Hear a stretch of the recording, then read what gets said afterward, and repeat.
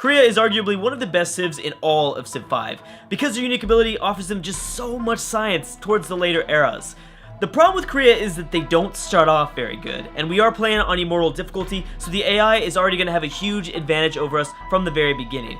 I've made this map a little bit smaller, that way we're going to have immediate friction with other AIs, who are going to have way more units than us, way more cities than us, so we're going to have a pretty big challenge ahead of us. So the Korean Empire's unique ability is called the Scholars of the Jade Hall, and it's going to offer us 2 extra science for all specialists, as well as all great person tile improvements. Now, if that's not enough, they also get they receive a tech boost each time a scientific building or just a wonder in general is built in the Korean capital. Holy crap! Like the first sentence here is already enough of an ability to be like super awesome, but the second one just puts it over the top. Now they do have 2 unique units. These guys will come into play in the mid game, and they're very, very good. They're very defensive. They remind me a lot of Babylon. Babylon's like unique building and their unique unit are very defensive units. The same goes for Korea. The turtle ship is a really, really strong replacement to the caravel. It's way stronger, but it cannot travel into deep sea, so we won't be expanding very far outside of our own continent, because we are playing on a fractal map. And the Hwacha is a amazing siege weapon technically, but it doesn't get that bonus versus cities. It's really, really good at just attacking melee units or archers or stuff like that. So we're gonna have a pretty fun time playing that whole scenario. So I got extremely lucky with this start, apparently, because I am surrounded by sheep, 2 spices, a banana resource, marble, and stone. Holy shit! That is amazing. That's a great start. Also, I'm seeing plenty of jungle here as well. So towards the later eras, once again, we'll be able to slap some trading posts on these tiles, and these are going to be amazing sources of yield. Okay, so real quick though, the problem with this spot, and the biggest, actually, this is a big problem with this spot. I mean, if I'm trying to be nitpicky here, because there are so many resources, but we don't have any mountains, and that's a really big deal to me. We also don't have any rivers, which would mean that we're not going to grow as big. If we were to kind of find a nice location around a mountain and a river, first of all, the mountain would provide us the observatory, but the river would provide us a lot more extra food. And if we're going to go for a science victory, we're going to need a lot of food, especially if Babylon is in this game. Let's cross our fingers that Babylon is not in this game, because it's going to be a battle. It'll be a battle between the science civs. So I guess I should slap him down here. I mean, this is an excellent spot. So much extra yield from this cow, and then eventually from these cows, and eventually we'll probably expand out towards the bananas, which will give us even more food than. Oh man, that's good. It kind of makes up for not having a river very early on, but at the same time, I would really like that mountain. Oh, that sucks. We won't be able to find it. I mean, it doesn't even look like there's mountains in this vicinity. I can't afford to just like look around. I'm not going to waste time, especially because there's so much rough terrain around here. I could totally slap my settler up on this hill, try to figure out if there's a mountain nearby, but then, if I wanted this spot again, I'd have to go back. That cost me another turn. I think that this is just a great spot. I should take what I can get, and let's slap him down here. Okay, so it doesn't look like there's a mountain down south. So obviously, I'm going to be going for the traditional opener. I guess, yeah, traditional opener with the tradition. That's typically the tradition that most higher level Civ players usually go down. And unfortunately, again, I want to mention that for a long time, this tree wasn't set up the same way until a recent patch a couple months ago, maybe like 1 or maybe 3 months ago, after the release of Beyond Earth. They moved. Landed elite down towards the bottom of this tree, so we can't get this as fast as we normally would, this is such an important policy to get up as fast as possible, because it's going to offer us 10% more growth as well as 2+ food in the capital. So that would be so nice to get early on. And now we kind of have to have a debate where beforehand I wouldn't really build a monument because we would get it for free automatically with the legalism tech. It's going to provide us 4 free culture buildings in our first 4 cities. But you know what? Now that the tree's been changed, it might be just better just to go for the monument, try to get there as fast as we can. Because I don't know how many ruins we're going to find. Because the ruins have the opportunity to give us 20 extra culture, but I don't know. I feel like because I've already decided we're gonna steal the worker. I'm gonna find a city-state hopefully nearby and steal the worker. Although it would be good to get up a worker pretty quickly because we have so many great tiles around here. But geez, the workers just take so long, and I think a monument would be best, to be honest. This is a fractal map on Immortal difficulty, standard speed, standard size. So I'm hoping to see a pretty interesting map script here. Let's go with the monument. Honestly, I think it really is the best bet, because if we didn't go for the monument, first of all, the first like limit, the first requirement is 25 science or 25 culture. We're only creating one per turn. It's not going to get much better than that. We're not like, without the monument, it would take us a very, very long time. And we want to get to landed elite as fast as we can, because that's just free 2 extra food, and that's really, really necessary for our empire. Obviously, as Korea, we're going to want to rush the library for the science building, which will offer us a tech boost. So I'm gonna go ahead and go for pottery for now, and my intentions will be to go for the writing tech, but I'm not gonna click on this yet. I don't want to queue it up yet because something might come and I might change my mind. Okay, so let's explore. I would have liked to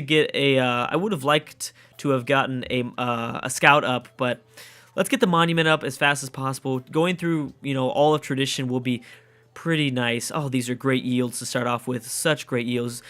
Typically, you don't see yields starting off in your capital city the first few turns with more than 2 yields per tile. But we've got 4 tiles that are offering us more than 2 yield.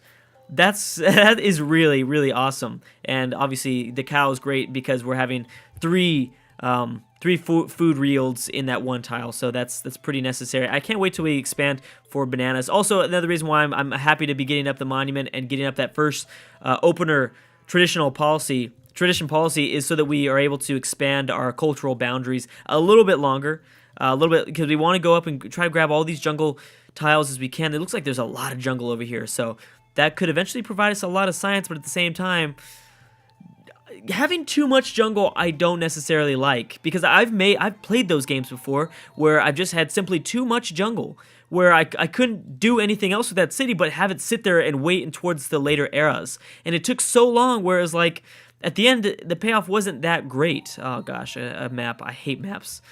I've had those, yeah. So I've had those cities that are just settled right in the middle of a damn jungle. Oh my god, you gotta be shitting me. You have got to be shitting me, Firaxis and Civ 5. Wow. Oh my gosh. Okay, well, to update people, if you guys are confused, Babylon is... let's just put it like this. If they were out of the 43 civs in Civ 5, the top 2 would be Korea and Babylon. And to make matters worse, because, it would be different if it was like, Korea and then a civ that liked to focus on particularly like a cultural victory, like Brazil, or someone that liked to, like to focus on a diplomatic victory, like Greece. No, Babylon likes to focus the same victory type that we are focusing on. That's science. Holy shit, we're going to have a space race. And then they're right next to us, too. We were the first civs that they met. They were the first civs that we met, and vice versa, I'm guessing. Holy crap, are you kidding me?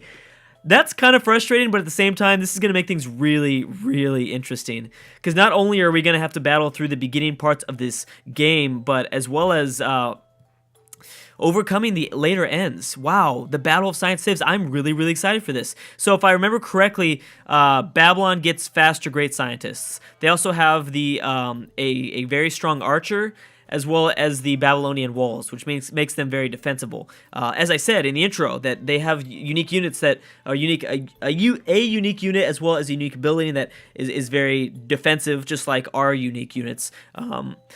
This is going to be really, really interesting. So their whole thing won't come into play. Their unique ability won't come into play until more than likely later ends of the game as well, just like us. I believe they get a free great scientist when discovering writing, so they'll be ahead of the game very early on if they decide to do the right thing and slap down a great person tile improvement.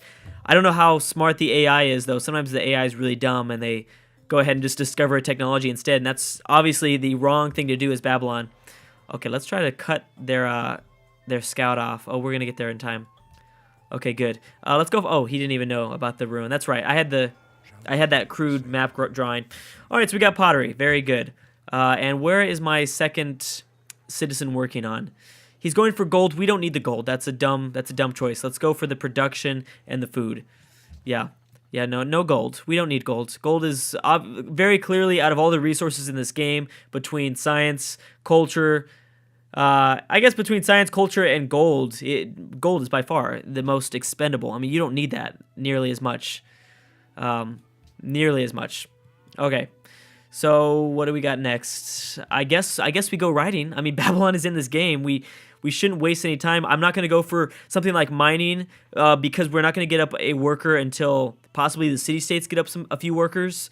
And I don't think we want to trade route just right now. Barbarians are turned on just in case anybody was wondering. Archers would be good to kind of get up some defenses, but you know, I'm going to take a risk. We're going to go and rush riding in 11 turns. Try to get up a library as fast as possible because, again, if the AI is smart and they play Babylon the right way, when they get that great scientist, they'll slap them down for a tile improvement, which means that they'll be getting like 8 extra science than probably the rest of the game. And I also am playing with, what am I let me see, wait a second. I thought I was playing with mod, but I guess I'm not. No, I'm not. Okay, never mind. I'm smoking crack. I apologize. Good. Yeah, our first city-state, and we were the first to meet him, so they offered us 30 gold. So yeah, of course, my advisors are suggesting that I play with a worker. I get up a worker, but I kind of want the scout first. I think that it would save us so much time and so many hammers to just steal the worker from somebody. So yeah, let's go scout. Let's go scout. I don't think we're not having much of a food problem, so I think a scout would be best for right now. Let's go ahead and do that. Yeah, let's go ahead and do that. Let's check on. I doubt that I figured the city-states probably don't have any workers up yet, but I figured, you know, why not go ahead and check. And you know what, if we might meet another city-state, we might want to fuck with somebody else. Actually, the city-state's a cultured city-state, so they'd provide us more culture. I don't really need that. It's not as, like, a maritime city-state is more useful to me. To be given extra food is pretty nice. I wouldn't mind fucking with these guys rather than another city-state, you know what I mean? Like, I need to choose, because when I steal this worker, they're going to be upset at me for quite a long time. So, I mean, yeah, pretty long time. So I want to be careful. Let's go figure out what Babylon's got going on up here and possibly figure out a second location for our second city. All right, so yep, let's open up with tradition. Very good. Our city will be able to expand a bit better, a slight bit better. We've got 3 citizens now.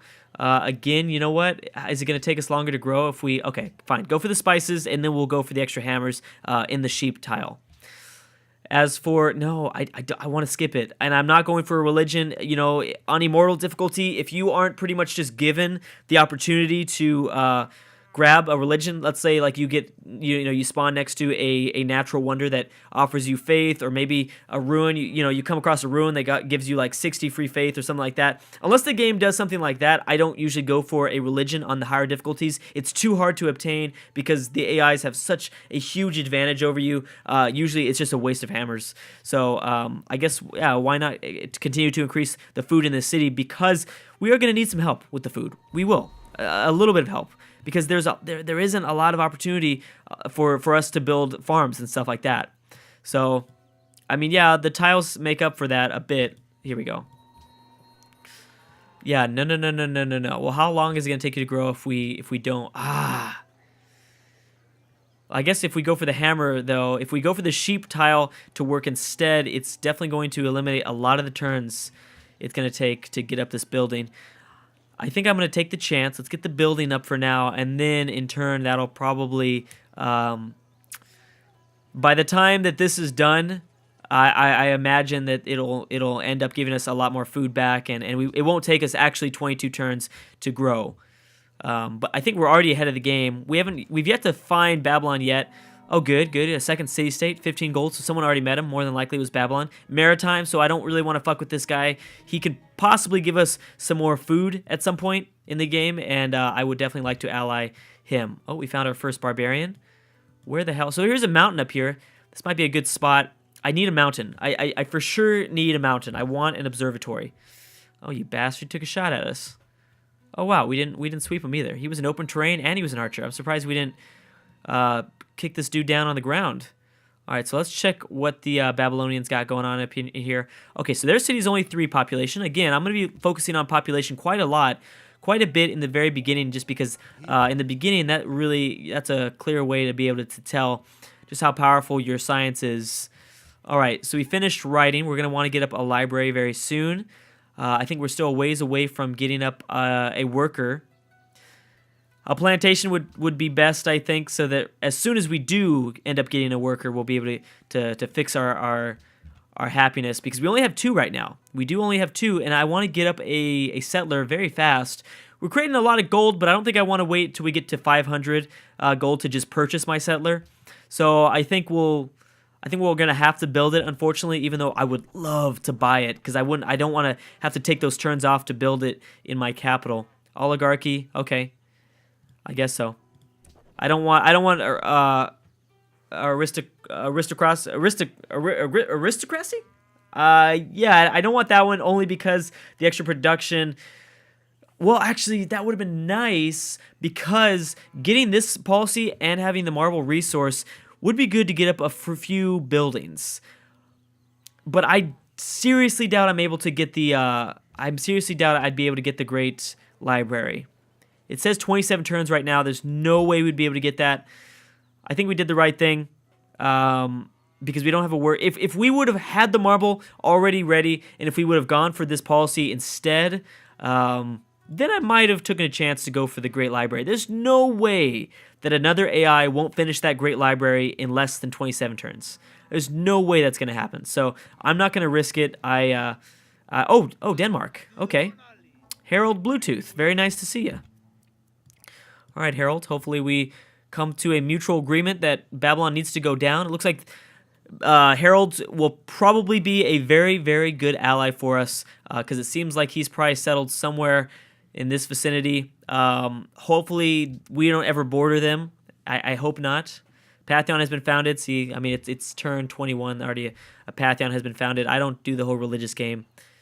Oh, there's a worker. Oh, no. Well, I'd much rather get the worker than go all the way down south just to check if the city-state even has their own worker up. So, sorry, I'm gonna have to piss the city-state off. There's gonna be plenty of other ones for us to steal. Yeah, we really need this.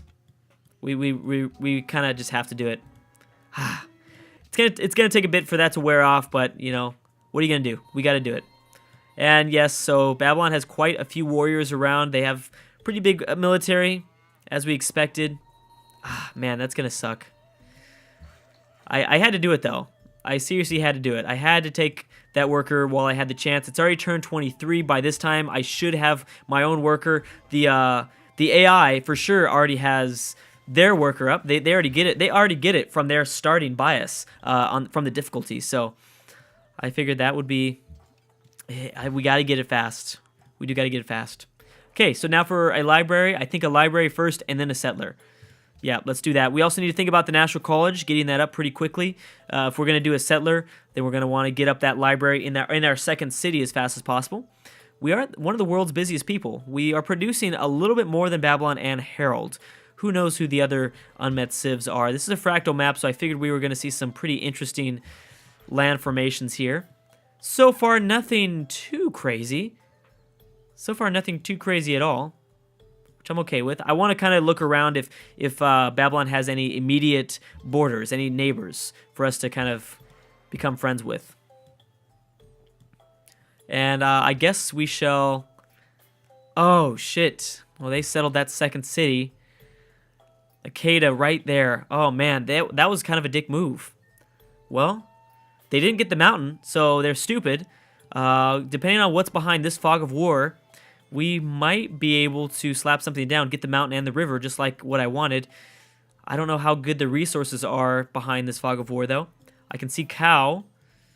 Here's a gem resource, but I think that getting the river and the mountain is essential. I just don't know what's going to be back behind here. I need to continue to kind of escort. All right, let's see. Okay, nothing this way. I want to continue to escort our worker, and then we'll kind of figure out what's back behind there, because I do plan on getting a settler up pretty fast now. And again, the marble is only going to help us out until the classical era in terms of creating wonders. I might want to rush masonry now that we have a worker. I wasn't expecting to get this worker out quite as fast as we did. I'm not trying to trade anytime soon. Our gold, our economy is doing just fine. Archers for defense, but let's go ahead and get mining, even though, actually, you know what? We don't need mining. Well, we need mining for the quarry that we can use for the marble. All right, so yeah, we kind of do need mining. Okay, let's go ahead and do it for now. We actually do need mining. Okay, and also we won't be able to chop down any of these, well, I don't know. Does the game consider forests jungle? This is the technology to be able to cut down forests, but will I not be able to cut down this jungle when improving my spices resource because I won't have this technology? Oh, that's something that I've been playing this game for quite a long time, and I've never put that together. I don't know. I should probably think about defending my capital a bit, because I'm sure we're going to see some barbarian invasions pretty fast here. All right, so can we do this? Ah, we can't. Interesting. Yeah, interesting. We don't have the technology to be able to clear the jungle. Huh. That's very interesting. Wait a second. No. In order to clear jungle, you need bronze working. Okay. Oh, and that's one over here. Yeah. Okay. Very interesting. Well, I'm glad that we went for the mining technology, because we needed that. And the good thing is we did finish. We should probably slap this away so that we grow a bit faster. Actually, you know what? No, keep that there, and we will work this tile. We're going to go work this tile, slap another farm down, or slap some animal husbandry. Actually, we don't have the technology yet, but we can get that pretty fast. I don't know. We'll choose in the next video what we're going to do. Oh, you know what? This spearman's got to figure out what's behind the fog of war. And then real quick, oh, lots of Babylonians. Lots of Babylonians. All right, guys, I'm going to have to choose my policy in the second video. If you guys are enjoying this series, once again, please leave a like. We are going to be in a battle between the science civs. This is going to be a really interesting campaign, and I'm so excited because we haven't played on a traditional map in quite a long time, but because Babylon is so close to us, it's going to be interesting, which means we're going to want to take them out early, obviously early on. That would be the #1 goal. But as Babylon, we all know how hard it is to take on Babylon, especially when they get the Babylonian walls up, and they're going to get that very soon. There's no way we're going to be able to get up a strong enough army to be able to take out Babylon before they get the Babylonian walls up. We're going to have to just sit here and take the Babylons and take on the Babylonians throughout this entire game. Maybe try to eliminate them from the mid game when we get up our unique units ourselves. But this is going to be a very interesting match. Thank you so much for watching, guys. If you guys are enjoying the series, please leave a like. It helps out so much, and I will see you guys in part 2.